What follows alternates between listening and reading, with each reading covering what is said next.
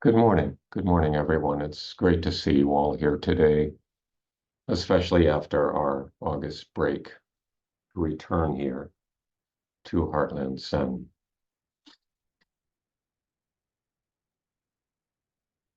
Well, prior to the break, we were discussing this work of Shantideva, the way of the Bodhisattva. Shantideva, an 8th century Indian scholar, philosopher, teacher, and practitioner of Buddhism, who wrote the way of the Bodhisattva. Bodhisattva, one who aspires to relieve the suffering not only of him or herself, but of all beings, of all beings. A grand aspiration. And to cultivate the Bodhisattva spirit. In this work, Shantideva is outlining a series of virtues, a list of virtues that we have previously discussed: patience, generosity, diligence, meditative concentration, and others, leading up to the pinnacle virtue, which is wisdom, which is discussed in chapter 9, and that's where we are at this time. Now, for the ordinary reader, there will be some anticipation leading up to exploring chapter 9, because all the other virtues are virtues in themselves, but they're also instrumental in cultivating this pinnacle virtue of wisdom.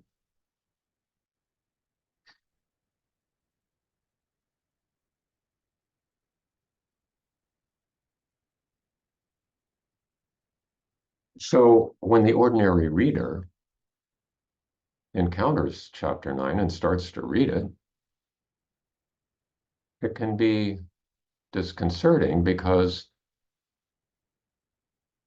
instead of the rather pleasing verse that is associated with all the other chapters and the relatively accessible ideas, chapter 9 just seems like a maze of metaphysical musings that are basically incomprehensible.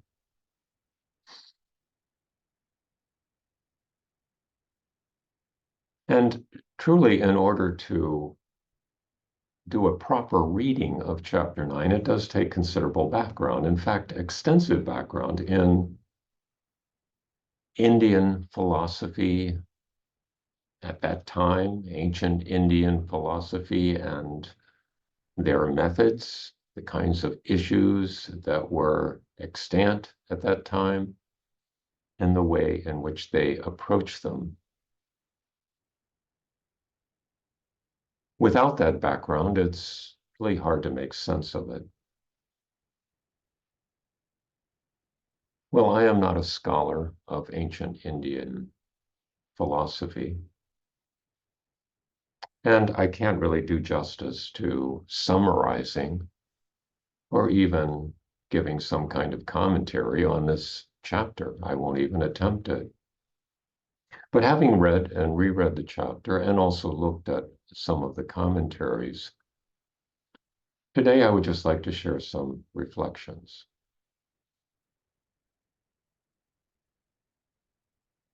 On the topic of wisdom, prajna, the Sanskrit word. Well, our English word wisdom is derived from the Anglo-Saxon root, the same root that leads to wissen in German, to know. So wisdom has something to do with knowledge, but it's more than just knowledge. When someone is wise, where they're not just a walking Wikipedia who can recite facts about virtually everything,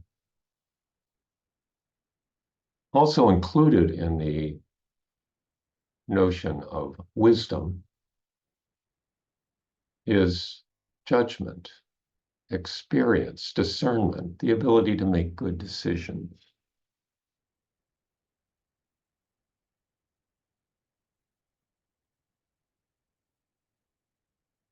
So prajna is more than just knowing stuff. And in the later Buddhist Mahayana tradition, prajna becomes central. There is a vast prajnaparamita literature, prajnaparamita, complete, perfect wisdom. And they're derived various schools of thought about wisdom in the Mahayana tradition, various metaphysical schools.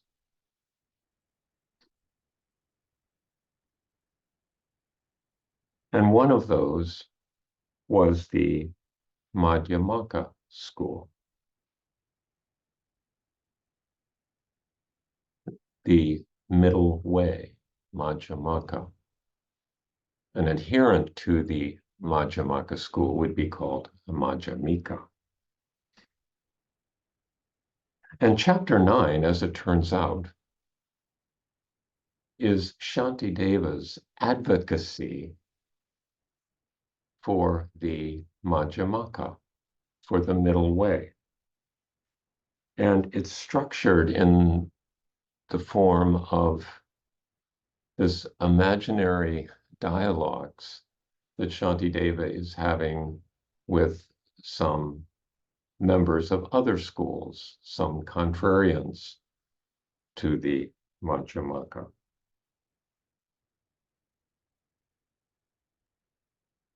So what is the Madhyamaka, the middle way?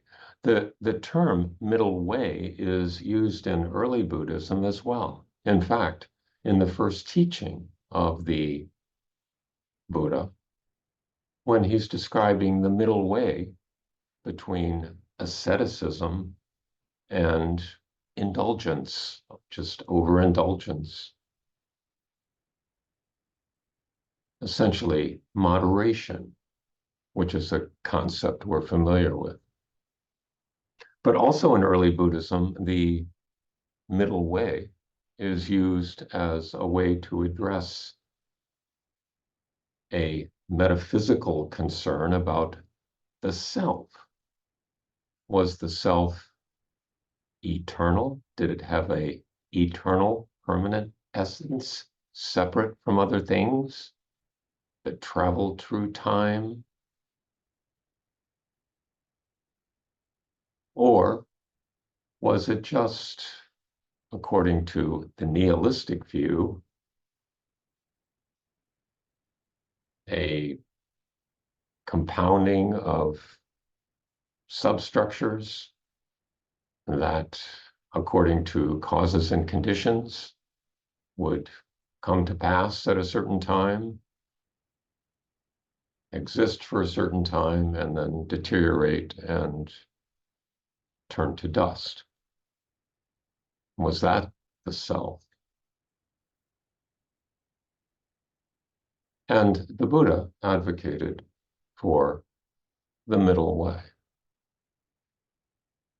without clearly specifying what exactly that was. There were questions that the Buddha was asked at various times, for which he remained silent, as if the answer to that question were really either beyond our comprehension or perhaps even beyond his comprehension, beyond human comprehension.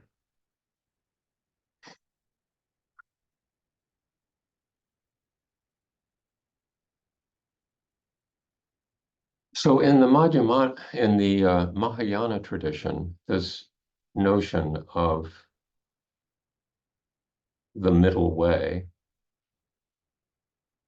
was extended to not only referring to notions of self, but referring to notions of all things,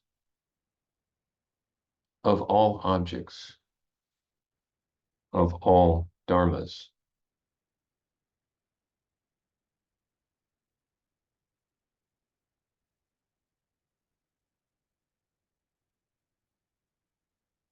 A primary proponent of the middle way in early Mahayana Buddhism preceded Shantideva, and this was Nagarjuna.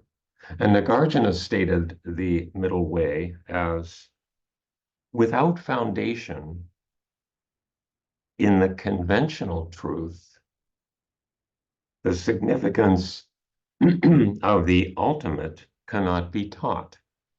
And without understanding the significance of the ultimate, liberation cannot be achieved.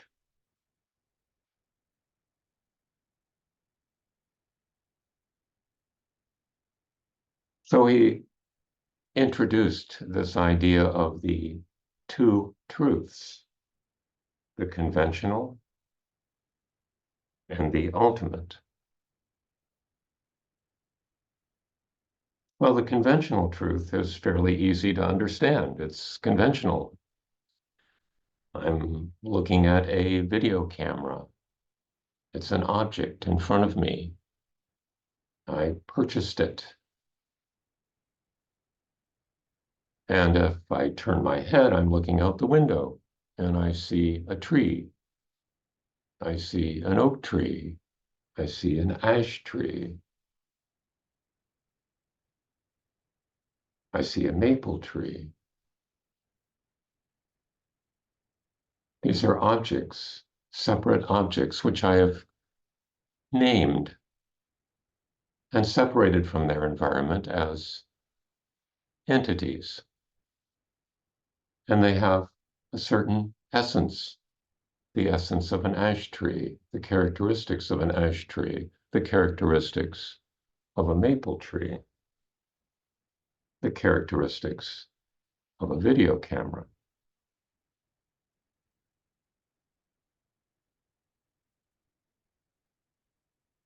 So that's the conventional way of viewing things. And it's the way that allows us to sort of get through the day. If we're going to work, it allows us to find our car keys, go through the door, get in the car, drive down the street, arrive at our workplace, and fulfill a role of some sort.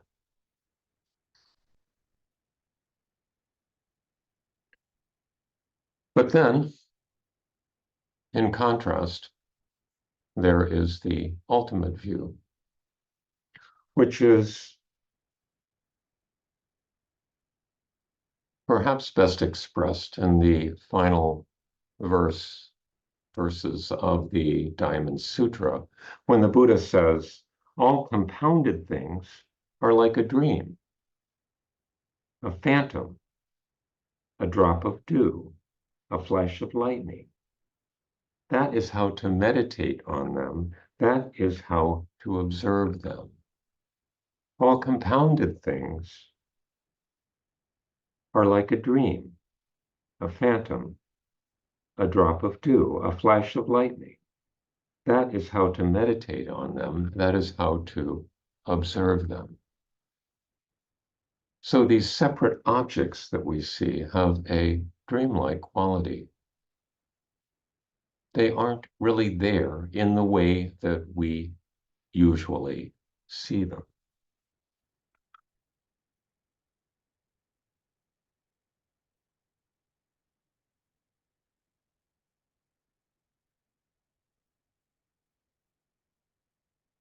In a way, the conventional world deals with the world of separate objects.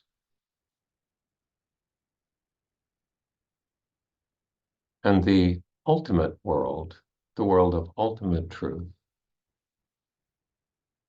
deals with processes, things in motion, everything related to everything else, everything not separate, part of a matrix which is connected with all other things. And any change in one thing changes everything.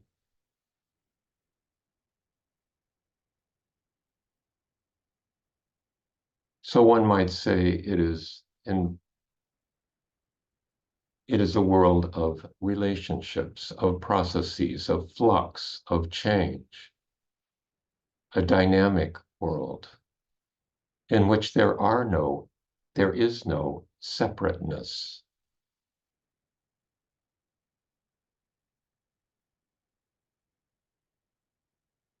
So which is it? Are we living in the objective world, the conventional world, the world of objects? Or are we living in this dreamlike world of flux, of change, of movement, of interdependence? The Majjhimaka advocated the answer to that question being yes. Yes, we are living in the conventional world. And yes, we are living in the ultimate world.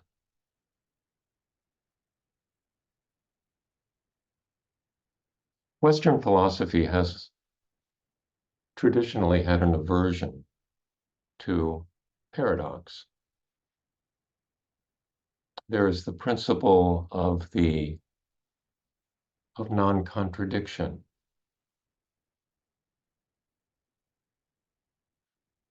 So when we say to be or not to be,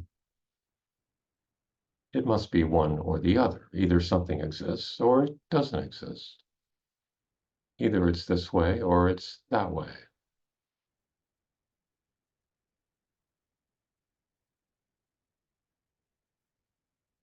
The way of viewing the world on the Asian continent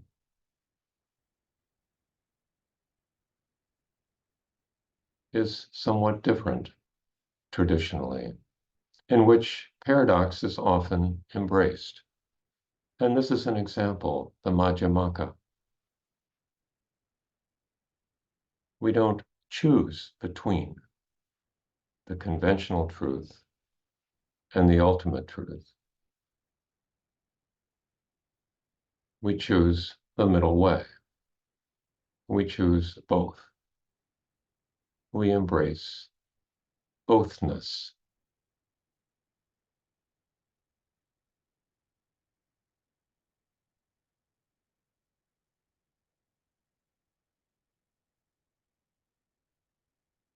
So, what do we do with this? How does this help us as a bodhisattva, as someone who is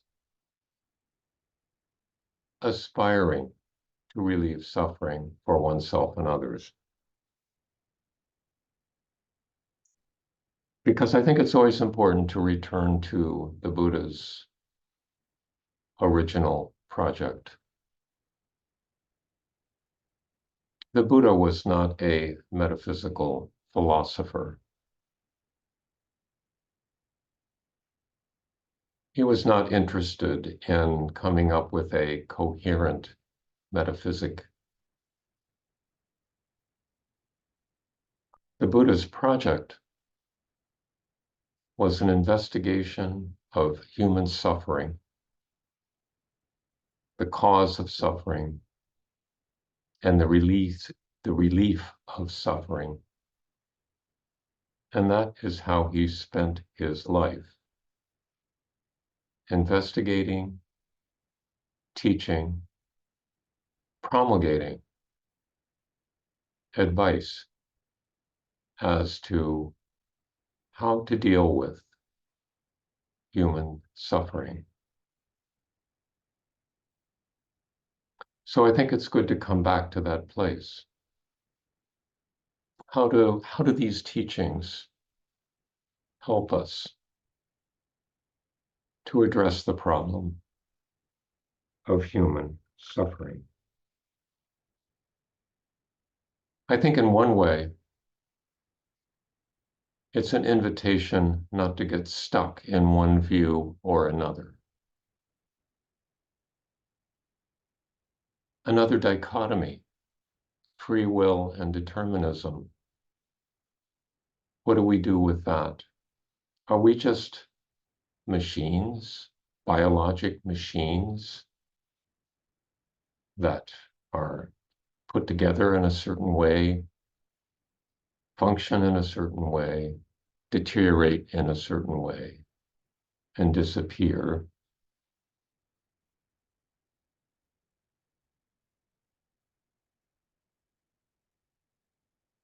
Or are we just like dreamlike, a fiction? Do we actually have moral agency, or are our actions entirely determined by biology?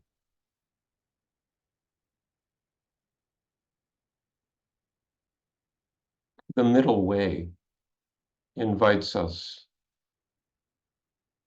to take both views, to find an answer by embracing bothness.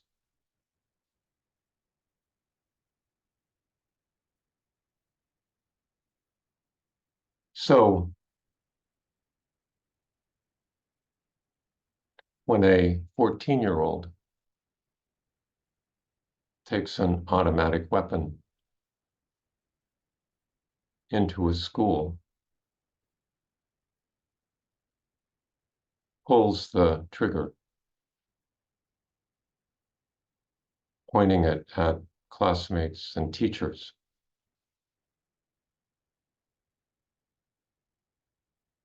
what is that?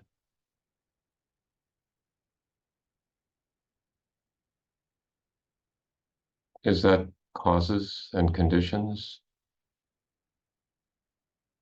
Is that a moral choice? When we find out that his father had given him the rifle as a gift several months before,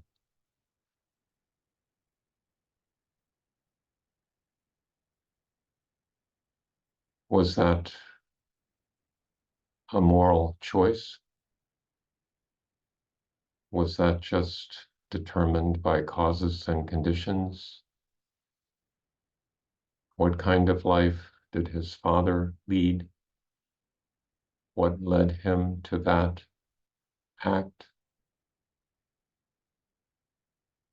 What led us to this place?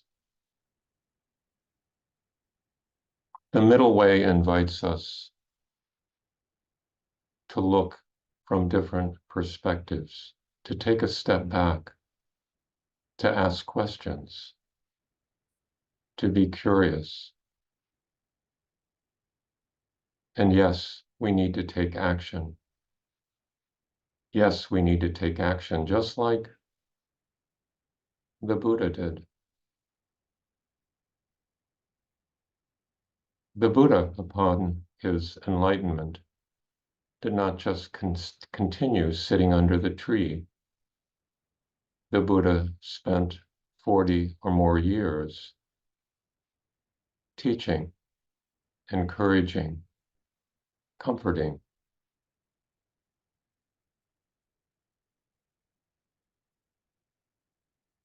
But the action we take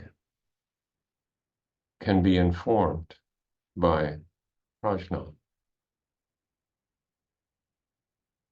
by the middle way, by an appreciation of different perspectives.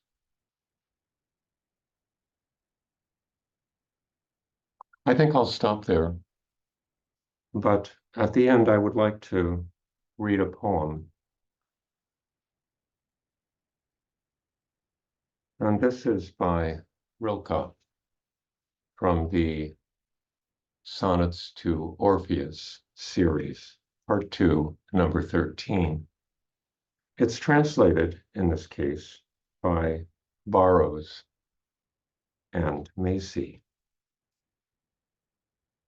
It's a fairly poetic translation, but I think it relates to what we're discussing today. Be ahead of all parting, as if it had already happened, like winter, which even now is passing. For beneath the winter is a winter so endless that to survive it at all is a triumph of the heart. Be forever dead in Eurydice, and climb back singing, climb praising as you return to connection.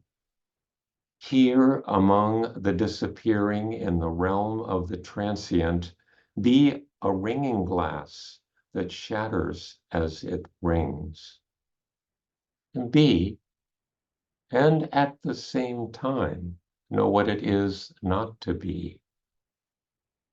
That emptiness inside you allows you to vibrate in resonance with your world. Use it for once. To all that has run its course, and to the vast, unsayable numbers of beings abounding in nature, add yourself gladly and cancel the cost. I'll repeat that once. Be ahead of all parting, as if it had already happened, like winter, which even now is passing. For beneath the winter is a winter so endless that to survive it at all is a triumph of the heart. Be forever dead in Eurydice,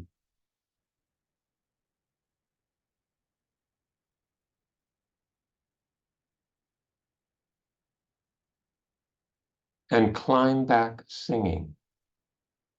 Climb praising as you return to connection.